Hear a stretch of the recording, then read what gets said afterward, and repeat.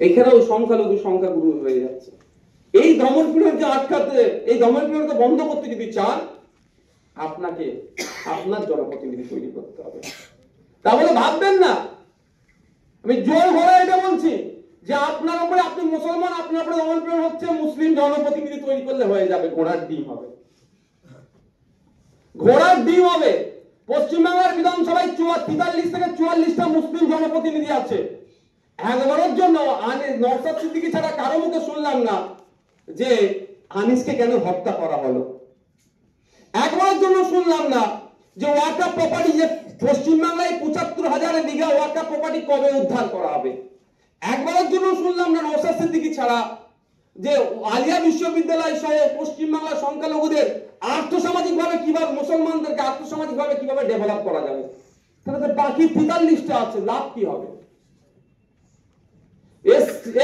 OBC এর certificate বাতিল হয়েছে রাজ্য সরকারের ব্যর্থতার জন্য, দূরদর্শিতার অভাবের জন্য, অপরিপক্কতার জন্য বাতিল হয়েছে।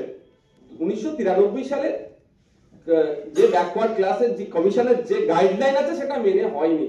ওটা মেনে নতুন করে করলে আবার পেয়ে যাবে, তা না করে সুপ্রিম কোর্টে যাচ্ছে। অবশ্য সুপ্রিম কোর্টে যাওয়া দরকার, কিন্তু ওখানে সে তারিখ পে তারিখ, তারিখ পে তারিখ, তারিখ পে তারিখ। আমার নিজের কিছু মামলা করা আছে, আমার নিজের নামে একটা মামলা করেছি, আর আমি একটা মামলা চালাচ্ছি যার ওবিসি সার্টিফিকেট বাতিল হয়েছে, তার আইসিএফের পক্ষ থেকে আমার দুটো মামলা চালাচ্ছি।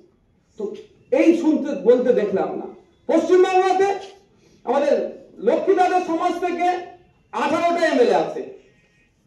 দেউচা পাঁচে মিলে যে অন্যায় হলো, যে অন্যায় চলছে, ফেক এসটি সার্টিফিকেট পুরুলিয়ার অগরপুরে বিভিন্ন জায়গায় যেভাবে আদিবাসীদেরকে ক্রমশ কোণঠাসা করে তাদের অধিকার কেড়ে নেওয়া হচ্ছে, এবং লেটেস্ট যেটা হয়েছে 2023 সালে যে ফরেস্ট অ্যাক্ট অ্যামেন্ডমেন্ট করে যেভাবে আবার সেই সম্পত্তিগুলোকে জল জমি জঙ্গলের স্বাভাবিক অধিকার যেটা ছিল যেটা কেড়ে নেওয়ার যেটা চেষ্টা হচ্ছে, কোনো কাউকে বলতে শুনলাম না সেই অর্থে। আদিবাসী সমাজ থেকে